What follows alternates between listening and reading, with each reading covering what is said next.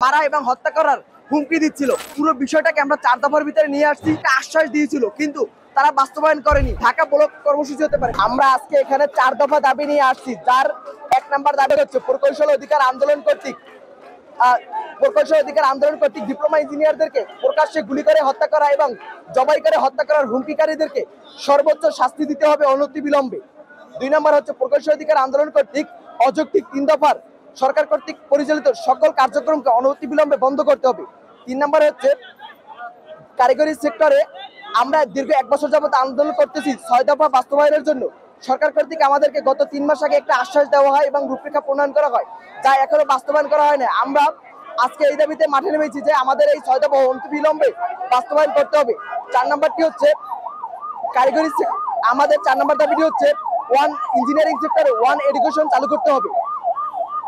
আমরা যেমনটা গতকালকে একটা সংবাদ সম্মেলনে শুনতে পেয়েছিলাম যে 6 দফা দাবিতে আজকের কর্মসূচি করা হবে, আপনি 4 দফা দাবির কথা বলছেন না।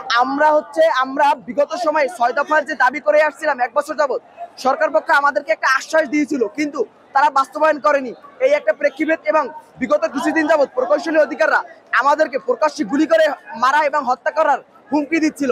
এই 2টা দাবি এবং এই পুরো বিষয়টাকে আমরা 4 দফার ভিতরে নিয়ে আসছি ইমিডিয়েট, কিন্তু আমাদের 6 দফা এখনো চলমান আছে। আজকের কর্মসূচিতে আমাদের এই 4 দফা দাবি সরকার পক্ষ মেনে নেবে এবং অতীব জরুরি বাস্তবায়ন করবে। এর আগে আমরা সড়ক ছাড়বো না।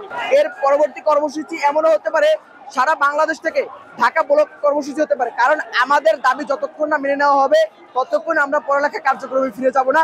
কারণ এটা আমাদের অস্তিত্বের প্রশ্ন, এটা ইঞ্জিনিয়ারিংদের প্রশ্ন। আমাদের দাবি মেনে নেওয়া হলেই আমরা ক্লাসে ফিরে যাব, দাবি মেনে না হলে আমরা এভাবে আন্দোলন চালিয়ে যাব এবং কঠোর থেকে কঠোরতম কর্মসূচি দিব।